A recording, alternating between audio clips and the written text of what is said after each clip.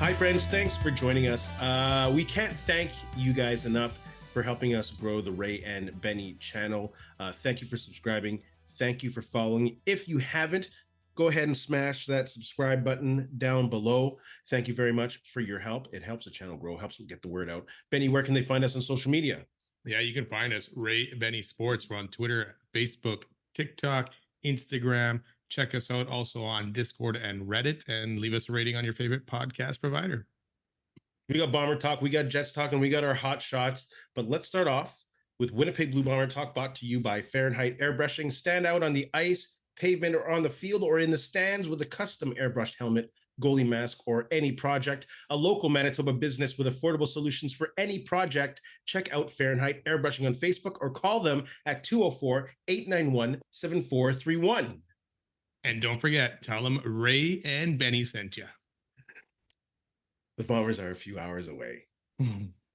More than a few hours away. 48 They're hours away. Less than 48 hours. And I can't wait. The odds makers have the Bombers as favorites to win the West and to win the Cup. Is your outlook as optimistic as the odd makers? I'm going to say no, but I don't think they're far off. I got to see the Bombers first. I don't know what to make of this defense yet. I feel the offense is going to be fine, and I feel like the offense is going to have to probably carry the load early in the season. The defense kind of worries me, just with a bunch of new guys on the D-line, Big Hill being out. So while I do think the Bombers have a great chance of making it to the Grey Cup and winning the Grey Cup, I need to see it first. So I'm going to say no right now, that my optimism is not the same as the odd makers. You know, I love the Bombers. I'm live and die through the blood. First team I've known and loved. But with that said, I don't think the Bombers, through transactions or whatever in the offseason, necessarily got better. And that's not to say they're not going to be a contender. They won't be in they will be in the battle for the Cup without a doubt come season end. I'm just concerned that they did not do enough in the offseason to address the inconsistencies that they had at the end of the season and in the Grey Cup. I'm still concerned about the trenches going into the season on both sides, among other holes in the roster that we're going to go over. They're going into the new season with new coordinators, with Jordan Younger and Mike Miller, who have never called the shots before. And they have great mentors with Richie Hall and Coach O'Shea, who are great coordinators of special teams and defensively, respectively. They've lost locker room leaders in Rasheed Bailey and Jamarcus Hardrick. And I personally see Montreal, the defending champions, being the odds-on favorite to win the Grey Cup. I guess I shouldn't say odds-on because I'm not really using odds as my personal favorite to win the Grey Cup. They have more roster consistency. They're bringing back 19 out of 24. They lost Austin Mack, but they brought in Tevin Jones from Saskatchewan. And I think he's a great compliment for Philpott if Philpott takes the next step forward off of his Grey Cup success. He has momentum coming off of that. And their defensive line actually might have gotten better. You know, they brought in guys like Berglund, Wigan, and Wynn, and they still have Shawn Lemon, which we'll talk about in a second, and they often overlooked Mustafa Johnson. I think they're in a better position to repeat than the Argos were a couple years ago or the year before. They went out and they got better, I think. And the Bombers really need 2 to 3 or 4 players to step up in those big shoes that are left open. Maybe not play exactly like other players have, like Haba, Celestin Haba, Shane Gauthier, Terrell Bonds. We need guys like that to step up. And I'm not saying, oh, they have to be the next DeMario Houston. He has to be Big Hill, and he has to be Jackson Jeffcoat. But they do definitely have to step up and fill those shoes for the Bombers still to be competitive come the end of the year. Yeah, I will say, though, Montreal did cut Tevin Jones. So, did they really? Yeah, they I totally missed that. They kept a rookie over him. I can't remember the guy's name, but that's huge. So he got cut. So Montreal's running game still is up in the air for me. So we'll see how that does. But I do agree with you in terms of Montreal. That defense is coming back. It's a solid D. It finished that season strong. So we'll see if they can continue on and if Fajardo could build off that Grey Cup game. But yeah. Too many questions right now for the Bombers for me. And I'd like to see at least, a few games and to see where they're at. And like you say, you're without Big Hill for, who knows, 6 games, maybe more, maybe less. Cam Lawson out. Jamal Parker isn't playing at least this week or the next possibly couple weeks. So yeah, you got new guys, Terrell Bonds, Tyrell Ford. How are they going to do out at the cornerback position? New D line, and then Shane Gauthier is going to be able to bring somewhat the same kind of level as Big Hill. Probably not the same, obviously, right? Because you can't replace Big Hill one for one like that. So Hall of Famer. plus the special teams, like you say, Mike Miller, special teams last year, we couldn't cover pretty much anyone.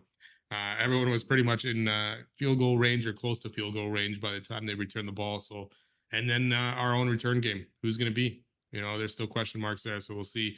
Not enough questions are probably going to be answered this Thursday. And I think it's going to be a tough game with Montreal to start things off. But yeah, I'm still optimistic on the season going well for the Bombers. They're going to be challenging for that West Division and making these playoffs, right? And then again, we've talked about Father Time. Will it catch up to some of these guys or not? But yeah, we'll see. Going into the game, what position are you most excited to watch? I'm going to say the backfield, and I'm going to say specifically how they use Chris Streveler in the backfield.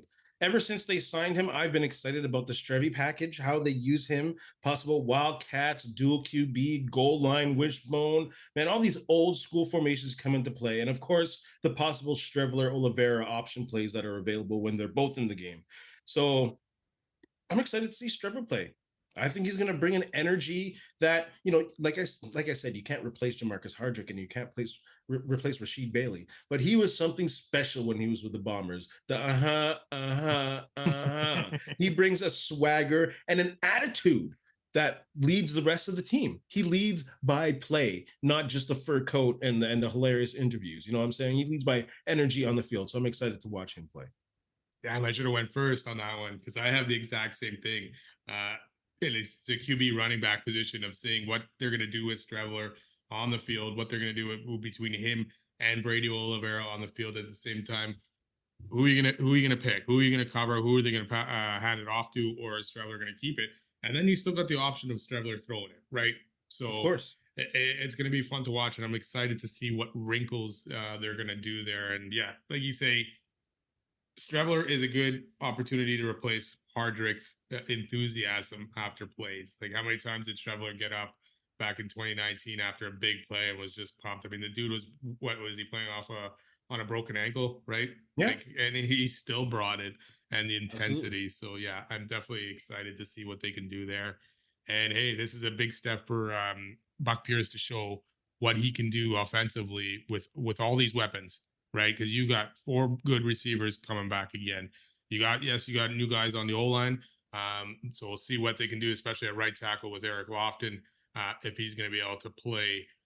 Again, you're not replacing Jamarcus Hardrick, like you're not replacing. No, you can't. But Lofton, he's hopefully too big he can bring of a it factor enough on this roster. No, you can't. Yeah, so we'll see it. I mean, I'm excited. What position are you most worried about? D-line. Selston Hab is going to be the guy. And there's not a lot of depth right now at that defensive end position. Because Taiwan Garbett is out. He's hurt. So is Haba going to be playing the full game? Plus, then you got in the middle, you're going to have a new guy, Miles Fox, right? Possibly on that DT spot alongside Jake Thomas, who the depth behind him is a lot of new guys. So if Thomas struggles to make impact in the game, is Tanner Schmeckel or whoever is going to be back up? Because we don't know the depth chart yet. So we don't know who's position-wise there. So it's going to be interesting to see. The CFL, right? Without a pass rush and a good D-line, you struggle no matter what, because there's a lot of field to cover. And these DBs you can't give these quarterbacks a lot of time because these DBs will struggle to cover. So yeah, the D-line for me is the position I'm worried about. I'm also concerned about the D-line. I'm not as concerned about the Canadian depth. I'm pretty happy with Jake Thomas as the plug there in his 14th year. I'm scared if he gets hurt. That's all. And I really like what I see from Schmeckel. He definitely held his own. He can be a plug in there. It's about the American rotation. Fox, Woods, and possibly Miles. It's about keeping those guys fresh, and I think they'll be okay. You still got Willie Jefferson, obviously, on the other side, who's still probably top 5 dangerous defensive player in the league. Yep. Oh, yeah. Like, I'd say so. So, yeah, those new guys have definitely got to step up, like we talked about earlier. But, yeah, that American rotation of Fox, Woods, and Miles. I just want to see how they work out. It could add a lot of pressure too on that linebacking core, especially without Big Hill. We'll see who starts there. Is it going to be Gauthier?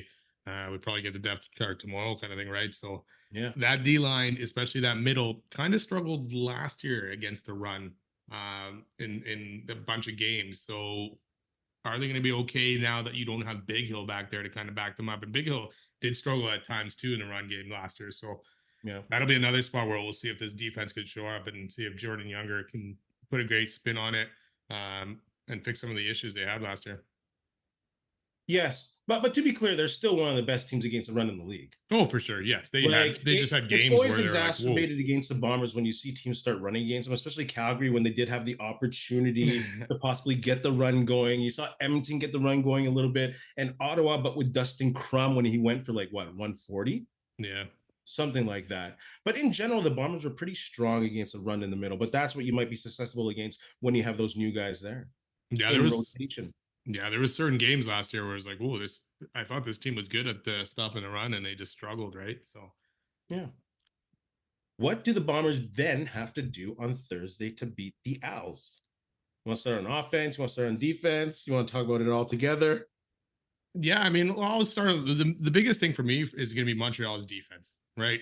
They ended off on a hot streak last year, and they did a good job, even great job against the Bombers in the Grey Cup against that offense. So that, like you said, that D line is returning Shawn Lemon, Sankey, Beverett, Mustafa Johnson. Like guys, like this defense is going to be good, right? And then what's the safety's name? Why did I forget his name? Dupuis. Oh, huh? Oh, how did I forget the safety's name from Montreal? I know, the crazy Canadian. Oh yeah, and so right there, right? So for me, it's going to be a good test for that new O line, with especially for Dobson and Lofton, right? And then absolutely, can Kolinkowski and Neufeld and Bryant do enough to help these guys to offset this Montreal D? Because that D and especially the front seven ran havoc pretty good on the Bombers and the Argos in the playoffs. They have to protect Zach Caleros against Montreal on those blitzes. And you didn't mention it, and a lot of people in the media and online don't mention it, but Noel Thorpe is an underrated and often not thought of coordinator who is amazing. He's going to bring crazy blitzes of the Bombers. Hopefully they coached up Michael Chris Ike and Johnny Augustine. Not that Johnny Augustine wasn't good against a blitz, but in rotation, they're going to have him and they'll bring the blitz. And hopefully they've really identified these positions where they need to step up and help out. And hopefully they play a lot of that big formation, the tight end formation, to really stop the momentum of that blitz and really get the running game established. Last year I whined and cried and complained about not seeing enough of the heavy set. And I want to see them establish that against Montreal, especially early in the game, early in the season. Yeah, just throw their might around with that O-line. It's a lot easier for the O-line to start really cohesively getting together, run blocking, than it is pass blocking. When they can go forward and hit guys and really tire them out, and that's another way to slow down that blitz, is smash them in the face with your O-lineman and put an extra one in there. So I really hope they play the heavy set and they just really load Oliveira with the ball and play a lot of Strebler and really throw it down Noel Thorpe's face and get rid of his blitz, because they had a tough time with it in the Grey Cup. Yeah, I agree with you on Noel Thorpe. Like, he didn't get any. Like, I know there was only a few openings this offseason with Saskatchewan and kind of Hamilton. But yeah, I think if he has another successful year with them, he'll definitely get the opportunities going into next season. One thing pointing out is Montreal is going to come into this game fired up, right? They're Grey Cup champions. They got to start on the road. They ain't happy about that, and I get it. You're playing a rematch of the Grey Cup and you're starting on the road, which doesn't make sense to me, but that's gonna fire them up. Shawn Lemon, he's gonna be fired up because O'Shea spoke at one point of saying suspended players should not be allowed to play even while on appeal, or from betting on CFL games and all that. So he's gonna come in fired up to Shawn Lemon, right? Dude loves to shove it down people's throats if he can, so he'll come into this game on fire. So Bombers are going to have to kind of weather the storm, I think, at first. Yeah, you're already skipping up to this Shawn Lemon question. We're talking about, should he play? I didn't want to talk about that. But still, you're talking about you don't know why the game is being played in Winnipeg. Winnipeg will sell out with 30,000 plus people and look good on TV. Sure, and they're trying to sell the game into the States. That's why it's being played in Winnipeg. Sure, You know, but Montreal's not going to sell out the O. Montreal's the Grey Cup champions. They should be starting at home, and there should be a rematch of this game. But it's not going to look good on TV. And you I, want a full stadium, and you you tell want you it to sound good and look good on TV. you're telling me You're that trying to that Montreal advertise the game. Montreal wouldn't be able to sell out their stadium Not in the a Big Grey O. Cup rematch? Not the Big O. Not the Big You're O. not playing at the O anyways. Not 30,000. Yeah, but they're still going to fit 20-something thousand, whatever they can in That's Montreal. it. Compared to the vibe that you're going to get in Winnipeg, like you're really trying to grow the game. So it's just like the thing about halftime, which we'll talk about. And some people's like, oh, you need a Canadian to start to be in there. No, you don't. You don't need to start in Montreal because they're Grey Cup champions. If it looks better in Winnipeg and you're trying to sell the game, especially in America, and you want a good vibe to the game, put it in Winnipeg. Best home environment in the league, no doubt. Either way, Montreal is going to be pissed about that. They're going to come in pissed about that. So they're definitely going to show it and want to prove it on the field. Hey, you want to take this game away from us? You want to play it somewhere else? Sure. We'll just come in and win. For sure. So it'll be a tough. They'll be upset. That crowd, the crowd, we are going to be there. We have to be loud early and often and throw Montreal offense off that game. Oh, there's no worry about that. Yeah. Oh, yeah. About being loud. That place is going to be hopping. We are excited and ready to go since Grey Cup. Well, don't worry. I'm going to bring my bell. It's going to be loud. So my question to you then. Oh, sorry. Go ahead. And just in regards to what they have to do, they got to get in Fajardo's face to turn it around and create pressure up the gut, which I guess my camera's going a little bit fuzzy right now, but I'm going to continue through it because we're talking about the Winnipeg Blue Bombers. So you'll have to deal with it with me, Blue Bomber fans. They got to get in his face in regards to that rotation of Woods and Fox, and I forget who else that we were just talking about, but they really got to crush that pocket and collapse that pocket up the gut. And it'll also help, put the pressure off Shane Gauthier in the running game if they can really solidify the gut. So man, they got to get in Fajardo's face and implement a blitz that'll work and that's well timed because they got a blitz and get in Fajardo's face too. Yeah, and that blitz last year kind of in the Grey Cup did not work a lot of the times where they were sending extra guys and they weren't getting through to Fajardo. And then plays with his legs. We saw, what was it, the first game they played last year? Fajardo with his legs was getting away from pressure, all that stuff, had a lot of rushing yards. The second game, they kind of kept him in tow. And he struggled way more than that first game. Grey Cup, he had a few opportunities to run, and he didn't, especially late in that game. So yes, they're going to have to keep him in check. We'll see where the Montreal's O-line has gotten because they played a very good Grey Cup game last year too.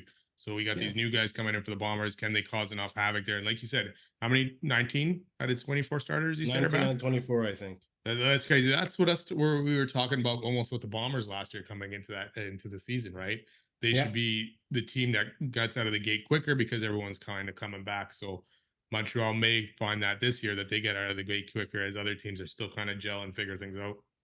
It also didn't work in the Grey Cup because they didn't really blitz all year. It wasn't their thing. It wasn't their identity. And of course, you shouldn't really call it cover zero when you're inside your own 35 with any which way. And they have to stop the Montreal run game.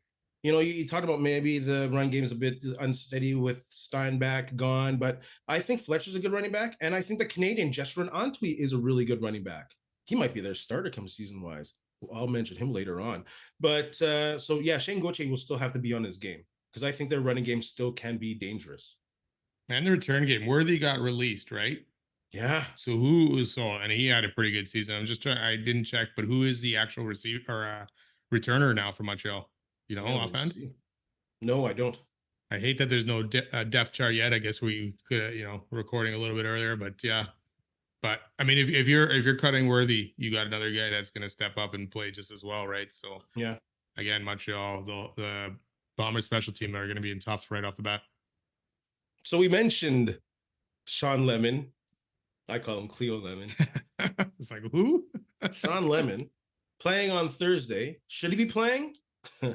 No, of course not. It's already proven that he was caught gambling on CFL games and his own. And sure, the investigation shows that there was no evidence that the games were impacted by his wagering, but precedents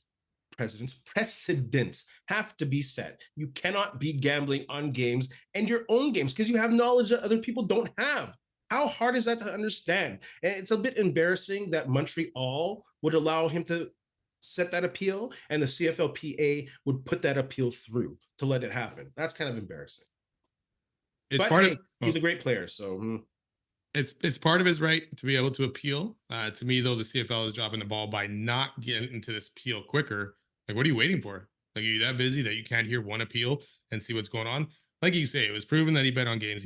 He bet on CFL games. It wasn't he was betting on the NHL or the NFL. He was betting on CFL games. The integrity of the league is kind of at stake here too, because there's a yes. lot of stuff going on. NBA players are getting banned for life. Baseball players getting banned for life because of betting on games. So the CFL needs to take this a little bit more seriously. And the appeal process allows him to play. So I guess he can play. But I agree with you in the sense that he should not be playing. Right? And this appeal should have probably been heard a lot faster than, again, the CFL dragging their feet on this. Because, yeah, there was proof. Yeah. There's proof. Yeah. It's not like they're still investigating. There's proof. I'm not going to let you get away on this one. I know it's his right to play, but with the process in play and the appeals being seen whenever it is or heard whenever it is, do you think he should be playing on Thursday? No, I agree that he should not be playing either, even though the appeal lets him play. Like you say, these points were proven that he did bet on games, so he should pay some kind of discipline. And it's not the fact that he's playing the Bombers or anything like that. He should be no matter who they're playing. So just so everyone understands, yeah, we're not worried about week one here and Lemon going crazy. We're worried about the league and the integrity of the league, and the guy bet on the league in games he played. So come on. and I'm not even start on signing players who have been gambling in other league any which way. Let's move on to bold predictions for each CFL team. Let's go from west to east. Let's start with the BC Lions. I don't know how bold it is in this one, but I think they will finish first place in the West. Yep, I think they will. They're looking good. They have consistencies, and I think they're looking a little better. Yeah, and I think to kind of piggyback off of that, I think Vernon Adams takes the next step to being the top QB in the CFL this season. Ooh, that's bold. That's bold. Let's move on to Edmonton. What's your bold prediction for Edmonton? I think, well, again, like you said, the other one, I don't know if this is bold. I think Chris Jones gets fired at some point this season. Really? Yeah. We're going in opposite directions. I think they'll have one of the best defenses in the league, and I think they'll be the crossover team in the West. So I don't think he'll be fired with them being crossover. And I think the MBT makes them more competitive than they were last year. Maybe he gets fired and the interim brings him to where you're saying. Who's that, Jarius Jackson? Who's their interim? I don't know. No. Oh, shoot. He was a coach with him in Calgary before, too. I can't remember. Winnipeg. Oh, no. Saskatchewan Roughriders. What's your bold prediction? Let's go with, I think Corey Mace will struggle to make an impact this season. What does that mean? Like in culture wise, in general, to make it better? Just in the wins and losses column. Got you. Wins column, I guess, more than anything. Culture wise, I think he'll start to build something and everything like that. But okay. For Saskatchewan, I got Trevor Harris will lead the league in passing yards. Too many weapons, too many yards, and maybe too many opportunities for garbage time stats. Can he stay healthy, though? That's the thing. Obviously, if he stays healthy. Winnipeg Blue Bombers. Man, I can't even talk tonight. I'm getting so excited about the game. Bombers. Bold prediction for me, Celestin Haba will lead the team in sacks. Wow, pretty good. I'm going to, maybe not bold, but I'm going to go Brady Oliveira gets more yards, total yards this year than last year. Did you not hear Coach O'Shea? Yeah. We don't give a shit about numbers. It's all about wins. All right. That's great. I love that. There's a media guy who asked him, hey, well, do you think how hard will it be for Brady Oliveira to put the same numbers? He's like, it's not about numbers. This is great. But it's going to be tough too with numbers because there's a lot of guys to feed on that offense too, right? So Toronto Argos. What's your goal prediction for them? Calgary. Don't forget Calgary. Yeah. Sorry, Calgary. Maybe it's fitting that I forgot for Calgary. The Dickinson bros, they're back together or are together, I guess. Yeah. This will be Dave Dickinson's last year at the helm of the Calgary Stampeders. That's bold. That's bolder than me. I say they will miss the playoffs and they'll decide to move on from Meyer. Definitely before they move on from Dickinson. He's too entrenched in their culture, man. And that's still like who's making the who like Huffnagel is one position ahead of him. Is Huffnagel gone now, or did Dickinson take over that president spot too, or no? He's a GM spot, but he's like an what do you call it? A senior advisor. And I haven't seen anyone listed as any which way. Like there's obviously people in the admin that has president or whatever, but I don't know who's gonna fire his ass. His brother, Greg, he's gonna take over. Oh yeah. He's a senior advisor. Give me a break. Toronto Argos. What's your prediction for them? Cameron Dukes takes over and the Argos move on from Chad Kelly. I think Dukes plays well enough for them to be able to move on from Kelly. Oh yeah, for sure. Or at least I hope. Cameron Dukes, Toronto Argos 500 football. They'll still finish second in the East, but I'm not lying. But it'll be 500 football. Hamilton Tiger Cats. I have Bo Levi Mitchell losing his starting job before Labor Day. Injuries, age, inefficiency. Yeah, I have it too. Actually, Taylor Power takes over from Bo Levi at some point, but can't do enough to get Hammy into the playoffs. What do you got for the Montreal Alouettes? Your bold prediction. Fajardo does not build off his Grey Cup performance, and he goes back to being regular Cody Fajardo. Yeah. Not that guy that we saw in the Grey Cup. He was all right in the Grey Cup. He wasn't that good. He didn't make mistakes, right? Yeah. And that's the biggest thing with him all the time. He makes mistakes, and he didn't do that in the Grey Cup. Or else he hits the goalpost. Yes. You're talking about running backs, Jess Fernanti. I think he's a starting running back by the fourth game. I think he's the Canadian going to take over. He's a big power back, I think. And I really like what I saw from him in his spot performances last year. And he'll free up a spot in the ratio. So I think, yeah, they'll go with Antwi as running back. Finally, the Ottawa Redback. See, I can't talk. Red Blacks. The Ottawa Red Blacks are going to sweep the Argos this year. The Argos are 18-5 all time against the Red Blacks, and the Red Blacks have never won consecutive games against the Argos. This is the year Bobby Dice is going to do it with Drew Brown. So I'm going to take Ottawa sweeping the Argos. That's a wild stat. Okay, so I'm going to say Drew Brown takes Ottawa back to the playoffs. Hey. So what play do you think they're going to be third? Yes, I think they could end up battling Toronto possibly, but yeah, I still think I think third. I don't know if there's gonna be a crossover this year. So no crossover. No. Ooh, I have Edmonton making a crossover. Let's talk about that halftime show that Jonas. Well, hold on. Let's figure this out then. So you got the BC finishing first, Winnipeg second, probably Saskatchewan third, Edmonton, and then Calgary. Okay. Yeah, and Edmonton is a crossover. All right. And I have Montreal, Toronto as 1-2. All right. Ottawa ahead of Hamilton or Hamilton ahead of Ottawa? Oh, Ottawa is going to be ahead of Hamilton. So you're saying that Bobby Dice is going to survive this season? I'm hoping he does. I'm hoping he does. I'm not going to say that. Yeah. That is a bold prediction. Yeah. Thoughts on the Jonas Brothers as the Grey Cup halftime show? I don't know. I mean, it's good. They were a big act. I don't know if they're still a big act. I guess the name's still pretty big, right? But I mean, It's not my type of music. But hey, if you get some more butts in the seats or people watching, I'm all for it. You have teenagers? Yeah, I don't think they listen. Do they still talk about Jonas Brothers? No, never.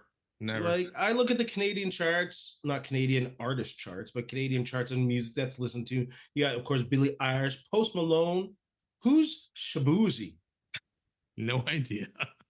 Kendrick Lamar. Like, why didn't they get Drake and Kendrick Lamar to do a kiss and make up, squash the beef live at the Grey Cup halftime show? Like, that would have brought in the world. Yeah. Drake's never done a halftime show, eh? Man, they'd never bring any urban in the halftime show. But the Black Eyed Peas. Whoa. They brought Keith Urban in one time. That's gross, brother. You know what I'm talking about. I know what you're talking about. And then you talk about country. Give me a break. Black Eyed Peas is the most urban. You remember Robert California on The Office? Yeah. Black Eyed Peas is rock and roll for people who don't like rock. It's rap for people who don't like rap. It's pop for people who don't like pop. That's what it is. So they need to go urban for 1 year. Give me a break. Give me something. Yeah, I mean Drake, man, why not? The guy's Canadian. He's a big star. Like, when's the Grey Cup in Toronto again? Soon? I haven't heard anything there. So bring him to Winnipeg. Oh God, be cold. Oh, fresh IE. Love fresh IE. The whole Northern Touch crew. Oh, Northern Touch. Choclair Cardinal. Yeah, Cardinal's usually at the Sea Bears games, or he did a couple Sea Bears games last year, didn't he? Sea Bears 2-1 right now. 2-1. We're gonna have to go check out a game after their first loss. Shoot, check out a game. I can't go to any other home game out of town for all the rest of them. I might be able to see the Sea Bears and Edmonton go at it for the final game of the season. Nice. Any which way. What's your wave? Yeah. Far too early prediction for the Grey Cup. Matchup, not winner. Or winner if you want. I don't care. Let's go BC versus Montreal. Sorry. Yes. Oh, you want me to pick a winner? What? Okay. Go ahead. Pick a winner if you want. You give me your two teams first. Oh, Bombers and Alouettes. Okay. It's going to be the rematch. All right. It's going to be the rematch. I did have both of them down, but I went with BC Montreal. I'm not going to pick a winner, but if you want to pick a winner, go ahead. If I'm going to pick out of that, I'm going to go with BC. Let's move on to some Winnipeg. Listen, let me just put a caveat on this. I do think the Bombers are still going to have a very good season. I'm just in the wait and see spot right now. So you don't wait and see for BC either? Hey? You're not going to wait and see for BC either? They're bringing it back a lot more guys. I mean, one thing is they're losing Betts. So we'll see how that defense is, right? By losing Matthew Betts. So, yeah, I know. No Marcus Sales. And no Marcus Sales. Saskatchewan. I was actually, if he didn't sign to Saskatchewan, one of the questions I was going to ask you is, should the Bombers take a look at bringing him back? But too late. They have to be at minimal cap space. Even with the injuries aside right now, people off the roster. So Biggie must be off for at least 2-3 games to free up some cap space as well. It's not worth just sitting off one game. Oh, yeah. Winnipeg Jets talk? Let's do it. We saw an article in regards to Winnipeg Jets fan poll by Murat Atesh in the Athletic / New York Post. It was double posted, whatever. Pay double. We just want to look at the grades. Let's look at that grade section before we look at the questions for other weeks ahead. Thank you, Murat, for that. It's a great, interesting conversation. We're going to look at the grades for the Winnipeg season as a whole, the forwards, defensemen, and the goaltending. Let's start with the Winnipeg season as a whole. What grade are you giving them? I'm going to give him a B. Obviously, great regular season, 110 points, 4th overall. Yes, they had some up and downs, some good winning streaks, some good losing streaks. But again, 30-plus games of 3 goals or less, a stretch there, right? So played way better defensive hockey that they have in years. Problem to me was the special teams, both penalty kill and power play, and then the playoffs, which probably was almost an F. So that kind of brings down the grade, but can't take away a lot from that regular season. So I'm going to go with B. I'm going to B+. Consecutive playoffs, over 100 points. First round loss to a more experienced and deeper teams. Like you said, special teams was a disaster. 5-on-5 play was immaculate. Winnipeg forwards this season, I'm going to give them a B-. Injuries and lack of consistency really in scoring. Injuries and lacking consistency in scoring really hurt them. They were great defensively and shining on 5-on-5 play. So they get a B- for me. Yeah, I'm going to give him a B. Their top guy was Scheifele with 72 points, but only 25 goals for Scheifele and Ehlers. Connor ended up with 34, even though he missed, 17 games or something like that. So 12 guys in double digits in goals. So that's pretty good. But again, big drop off from those top 3 guys. Like Perfetti was 4th with 38 points, which I think was almost 30 less than what Ehlers and Connor ended up with. So big drop off kind of thing, and not enough consistency there. So yeah, I'll give him a B. What's your grade for the defenseman? I'm going to go with a B. I'll give him a B. Josh Morrissey led the way, 69 points, stellar defensive play there. Pionk would drop this score down for me a bit. I was close to giving him the C+, but Again, they did play some very good defensive hockey, so I couldn't do that. Again, only allowed, what was it, 196 goals total on the season, or something in that range, winning the Williams Jennings. So some rough spots on the D in Pionk, Logan Stanley here and there, who seemed to get better, but then kind of drift off again as the playoffs came. So B for me there.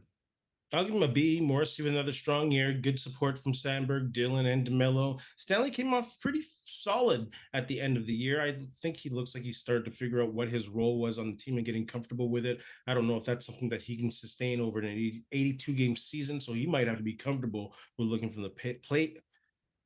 Oh. Looking from the press box. Pionk was horrible. Offensive support was almost non-existent. Yeah, for me, Stanley, though, the playoffs kind of was telling how he looked. I know the whole Jets as a whole looked terrible, but Stanley and Sandberg the whole really team struggled. was trash. Ugh, goodness. Goaltending this season, I'll give them an A+. Hellebuck, Brossois. I can't really, Jennings. That's it. Yeah, I'll give him a B+ just because the playoff struggles did not look good. But like you say, William Jennings trophy, probably the Vezina for Hellebuck. Great numbers. Laurent Brossois looked great, and hopefully he'll parlay that into a starting job.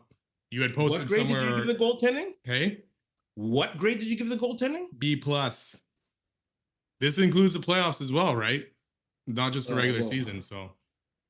Yeah, I know. Hellebuck didn't steal a couple games, but he really wasn't put in any kind of opportunity to steal a game, even.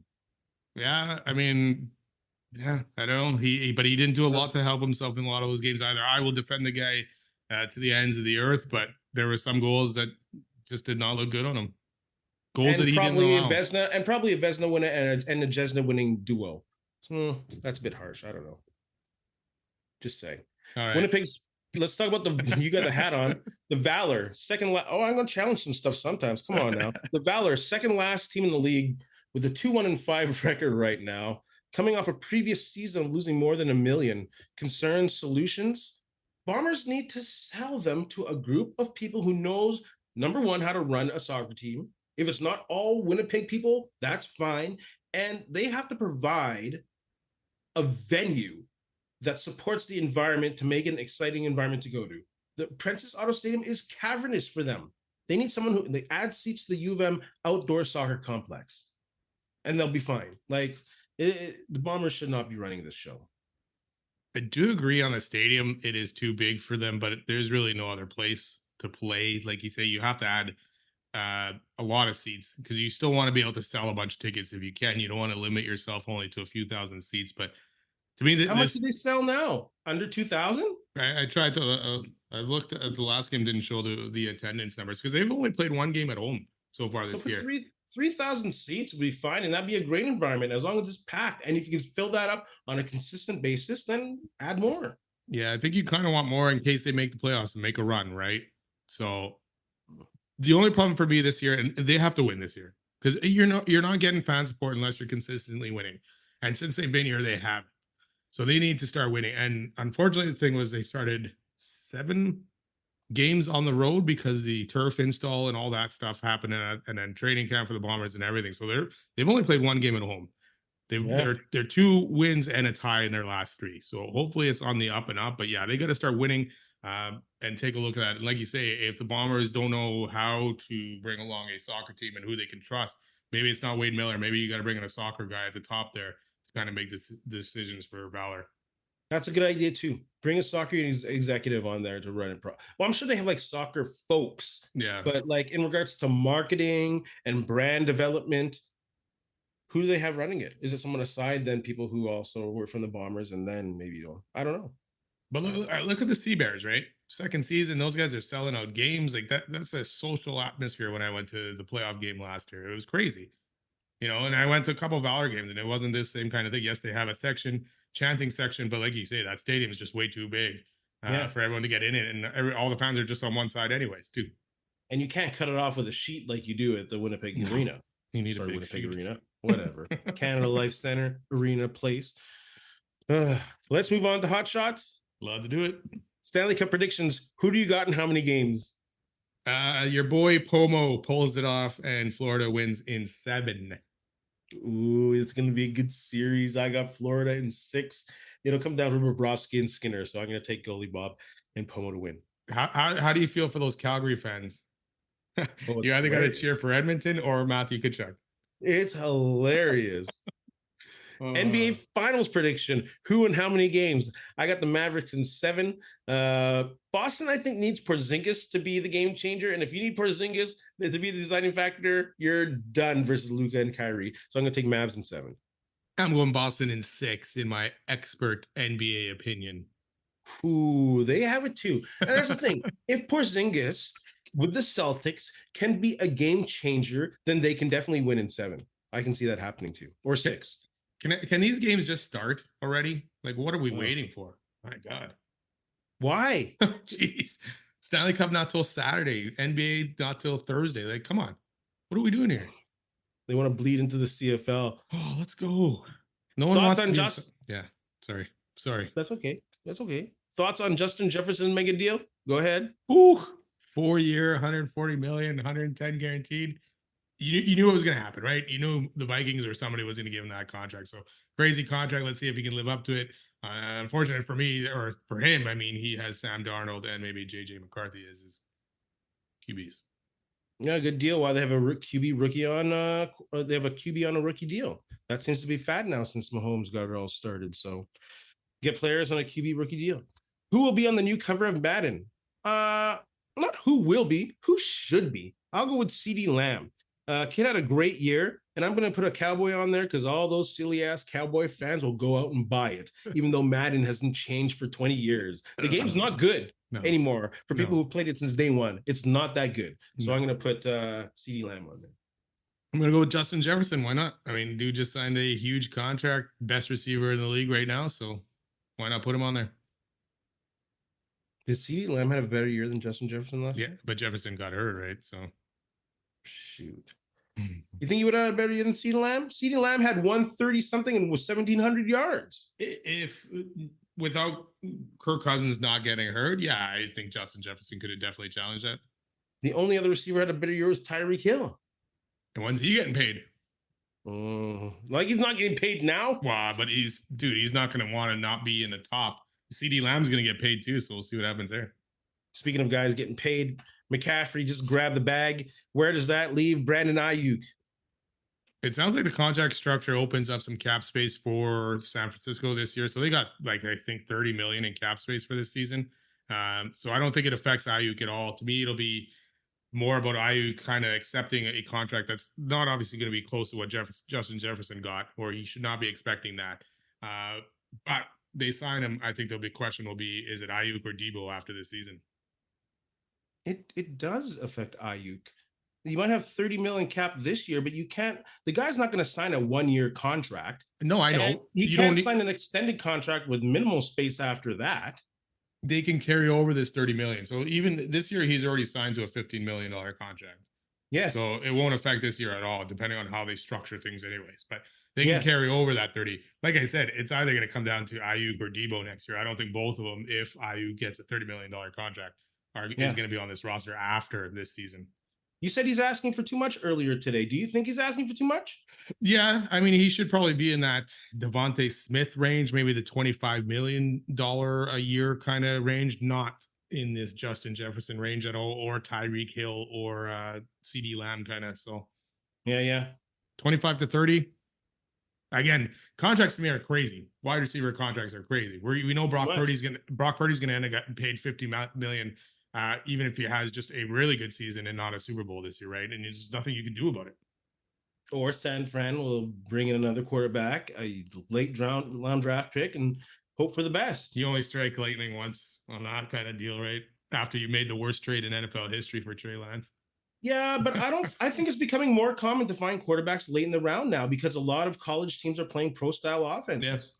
I think that's a benefit of seeing a lot of pro coaches go to the NFL and having this trade portal or transfer portal and people being able to play these pro style offenses, that these quarterbacks late in round, they're still ready to go. Yeah. At least minimally. And then when you have these crazy weapons around them, then you can be competitive. Or you bring back Tom Brady. Oh, no.